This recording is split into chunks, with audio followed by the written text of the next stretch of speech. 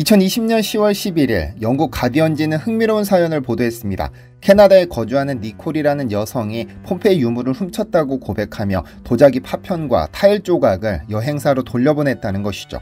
니콜은 2005년 이탈리아 폼페이 고고학공원을 방문했을 때 누구도 가질 수 없는 역사의 조각을 갖고 싶은 욕망에 사로잡혀 유물을 훔쳤습니다. 하지만 이후 그녀의 인생은 예기치 못한 불행으로 가득 찼습니다. 니콜은 유방암 진단을 2차례나 받았고 심각한 재정적 위기를 겪었습니다. 그녀는 편지에서 이 저주가 가족과 아이들에게 이어지지 않았으면 좋겠다며 절박한 심정을 털어놓았습니다.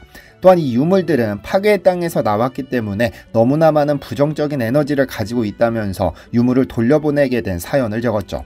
폼페이는 서기 79년 베수비오 화산 폭발로 순식간에 사라진 이탈리아의 전설적인 도시입니다. 이런 고대 도시에서 유물의 저주 이야기가 등장하는 것은 어쩌면 당연한 일이겠지만 로봇, 인공지능, 드론 등 첨단 과학과 기술로 무장한 21세기에 유물의 저주라는 이야기가 낡고 유치하게 들릴 수도 있습니다. 그러나 막상 자신에게 불행이 닥친다면 혹시 정말일까 하는 의심은 누구나 하게 되는 법인데요. 그런데 이런 이야기는 비단 외국에만 존재하는 이야기는 아닙니다. 지금으로부터 51년 전 한국에서 작성된 발굴일지는 섬뜩한 내용을 담고 있습니다. 7월 27일자 발굴일지에는 날씨 맑은 후 비, 금관을 들어올릴 때 청명하던 하늘이 갑자기 컴컴해지더니 내성병력과 함께 폭우가 퍼붓기 시작하였다. 모두들 급변한 천기에 외경하면서 경건한 마음가짐으로 금관을 수습하여 라고 기록되어 있습니다.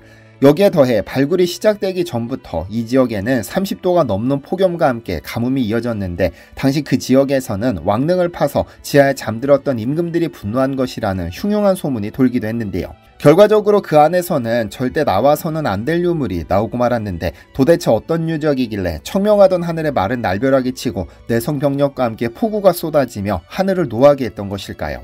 안녕하세요, 디스멘터리입니다. 그 2년 전엔 1971년 7월 5일 공주, 완전히 밀봉된 왕릉의 입구 진입을 위해 인부들이 첫삽을 들이자마자 갑작스럽게 천둥번개와 폭우가 쏟아지기 시작했습니다.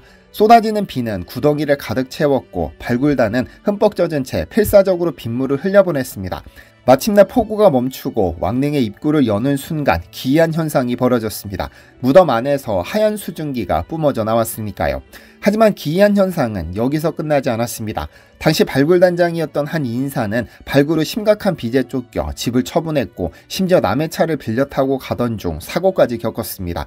이 모든 일이 왕릉 발굴로 인한 저주라는 이야기가 퍼지기 시작했죠. 물론 이는 유교적 금기, 즉 조상의 묘를 파헤치는 것은 있을 수 없다는 심리적 반작용에 기인한 소문이겠지만 이는 가짜로 꾸며낸 이야기가 아니라 1971년 공주 무령왕릉 발굴 당시에 실제로 벌어졌던 일입니다. 그리고 2년 뒤 발굴을 시작한 경주 천마총은 아주 우연하게 시작됐습니다. 1971년 박정희 전 대통령은 경주를 방문해 신라고도는 웅대, 찬란, 정교, 활달, 진취, 여유, 우화, 유현의 감이 살아날 수 있도록 재개발할 것이라는 메모를 남기면서 경주 관광종합개발계획이 시작됐는데 정부가 끝끝내 발굴을 망설이던 무덤이 하나 있었는데요.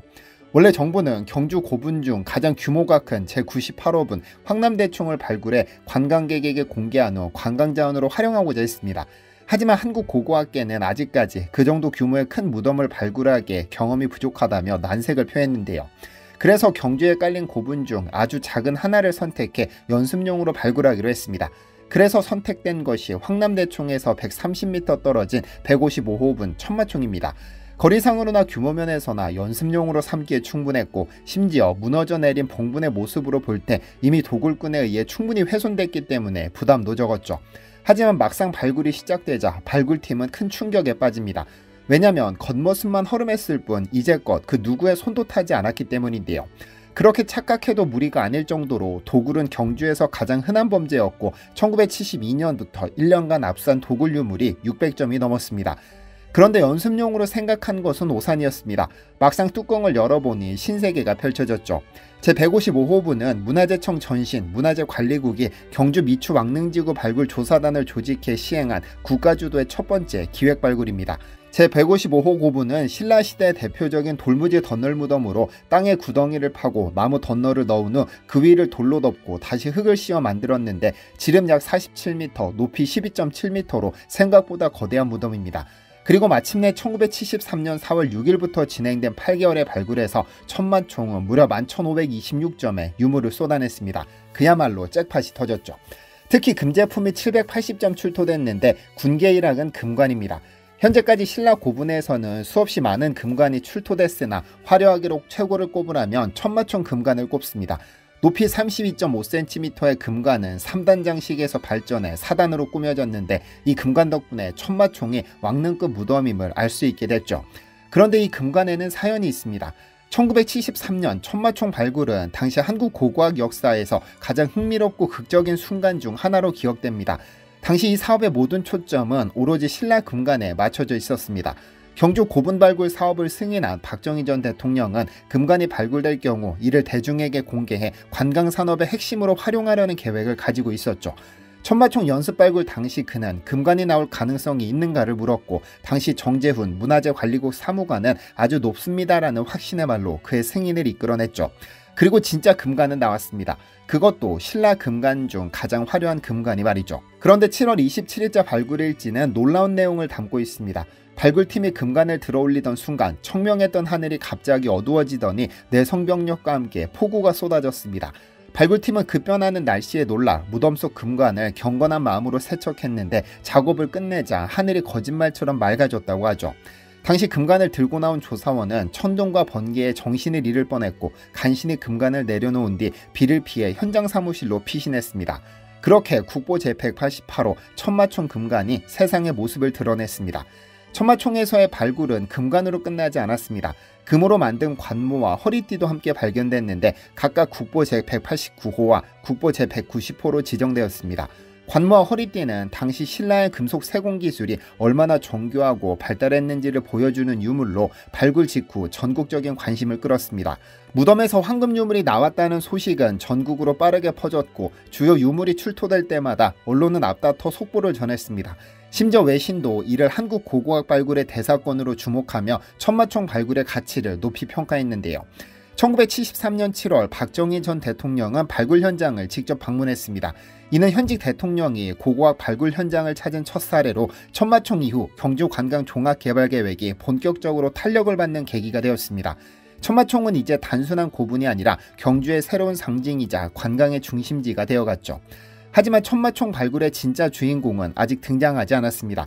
얼마 지나지 않아 제155호 고분을 천마총이라는 이름을 갖게 한 주인공이 발굴됐으니까요. 발굴단원들 사이에서도 절대 나와서는 안 될 유물이라는 평가를 받았던 천마도입니다. 1973년 8월 22일의 발굴일지는 한국 고고학의 역사에서 빼놓을 수 없는 순간을 기록하고 있습니다. 발굴팀은 이렇게 적었습니다. 8월 22일 맑음, 오늘 동부 중앙에 투조 금동판식 죽제 장리를 드러내자 그 밑에서 하늘을 나르는 천마가 채색된 백제 수피판이 나타난 것이다. 전설적인 천마도의 등장입니다. 천마도는 말 안장의 부속구인 장리, 즉 말다래에 그려진 그림입니다. 장리는 말이 달릴 때 발굽에서 튀는 흙을 막기 위해 안장 밑으로 늘어뜨리는 판으로 실용적 목적뿐만 아니라 장식성과 위엄을 강조하는 역할을 했습니다. 특히 의례나 왕실의 행렬에서는 화려하게 꾸며진 장리가 필수적이었죠. 그래서 천마도 장리는 그림과 판을 합쳐 부르는 이름으로 당시 발굴된 가장 중요한 유물 중 하나로 평가되는데요. 천마도 장리는 천마총의 부장품이 담긴 나무괴짝에서 발견되었습니다. 이 상자는 오칠로 코팅되어 있었고 모서리에는 금판과 금박이 붙어 있어 처음부터 귀중한 물건이 담겨 있음을 직감할 수 있었습니다. 그리고 상자를 열자 발굴단원들은 경악과 함께 환희에 휩싸였습니다. 1500년 전 신라인들이 채색한 천마도가 원형 그대로의 색채를 간직한 채 세상의 모습을 드러냈으니까요. 빛 한 줄기 들지 않는 캄캄한 어둠에서 천년을 견뎌낸 그림이 그것도 자작나무 껍질로 만든 판 위에 채색된 상태로 발견된 것은 그야말로 세계적인 대발굴이 아닐 수 없었죠.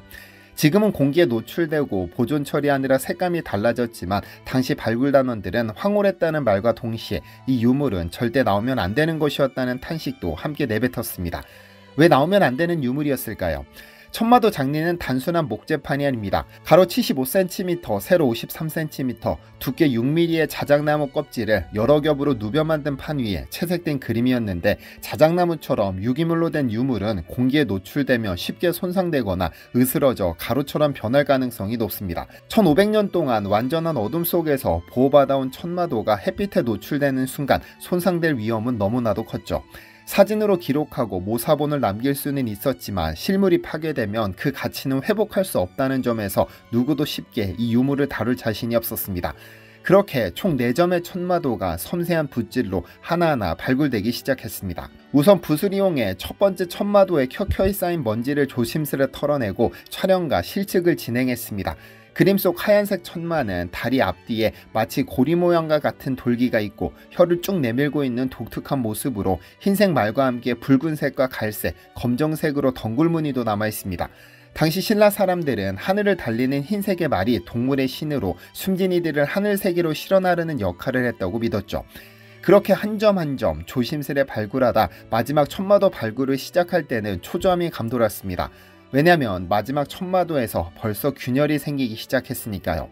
이대로 두었다가는 가루로 변해버릴 것이 자명했으므로 어떻게든 완벽히 수습해야 한다는 일념으로 함석판을 구해 장리 밑으로 깊이 밀어넣어 조심스레 마지막 작품을 수습했습니다. 언제 공기를 만나 사라질지 몰라 지금도 자주 공개되지 않는 천마도가 완벽히 수습된 순간입니다. 이것이 교과서에서 수도 없이 봤던 그 천마도죠. 그렇다면 금관에 금제 허리띠에 천마도 장리까지 함께 매장한 이 무덤의 주인은 누구였을까요? 학계 전문가들은 출토된 황금 유물과 무덤 크기로 볼 때 왕릉급 무덤일 것으로 추정했는데 그 주인공이 누구인지는 끝끝내 밝혀내지 못했습니다. 그래서 천마총 설명에서 무덤에 묻힌 사람은 황금으로 치장한 고대 신라 최고의 권력자로 보인다 정도로만 표현했죠. 왕이나 왕의 준하기는 하지만 그 주인이 누구인지 밝혀내지 못한 겁니다. 무덤 주인을 특정하려면 능묘비나 지석과 같은 증거가 발견되거나 아니면 적어도 증거로 삼을 만한 약간의 문헌 기록이라도 남아있어야 가능한데 천마총에는 그런 것이 전혀 존재하지 않습니다. 결국 특별한 자료가 나오지 않는 이상 천마총은 우리가 알고 있는 하얀 천마의 무덤으로 남게 될 것이고, 그래서 무령왕릉이나 선덕여왕릉처럼 주인의 이름이 아니라 천마총으로 불리고 있는 겁니다. 이후 경주 김씨 985명이 무덤 주인은 경주 김씨 아무개의 무덤으로 바꿔야 한다는 취지의 청원을 제기하기도 했지만 아직까지는 천마총으로 유지되고 있는데요. 천마총은 발굴된 유물의 가치 외에도 우리나라 고고학계에 큰 이정표가 됐습니다. 천마총 발굴 이후 실측이라는 개념이 본격적으로 도입되었고, 이전까지 발굴 시 유물을 꺼내는 게 전부였으나 이후 구조나 축조 기법까지 조사하게 됐으니까요. 뿐만 아니라 경주의 신라 고고학이 체계화되는 기점이 되었으며 학문적으로도 진일보를 이뤄냈다는 평가도 있습니다. 한편 지난 1월 14일 국립경주문화유산연구소는 2023년 천마총 발굴 50년을 맞아 열린 좌담회를 정리한 구술자료집 천마총 그날의 이야기를 펴냈습니다. 당시 조사에 참여했던 지건길 전 국립중앙박물관장, 최병현 숭실대 명예교수, 소성옥씨, 윤근일 전 국립경주문화재연구소장, 남시진 계림문화재연구원장 등이 좌담회에서 나눈 이야기가 정리된 자료집입니다. 본격적인 조사에 착수한 과정부터 금관, 천마도 등 주요 유물이 발견된 순간이 현장 촬영 사진과 함께 담긴 소중한 자료이니 혹 기회가 되시면 한번 읽어보시길 추천드립니다.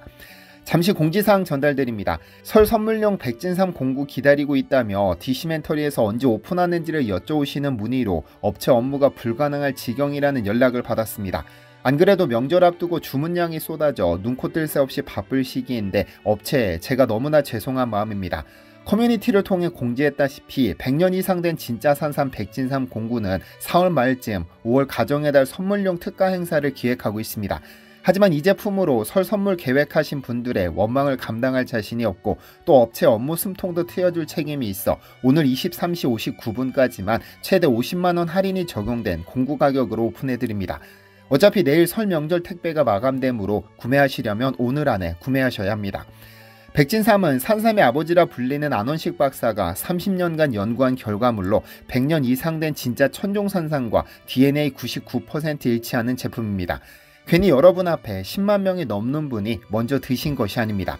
정식 특가 행사는 4월 중순에 기획 중이니 설 명절 선물이 필요하시거나 그때까지 기다리기 어려우신 분들은 오늘 밤까지 구매하셔야 공구 가격 혜택이 적용됩니다.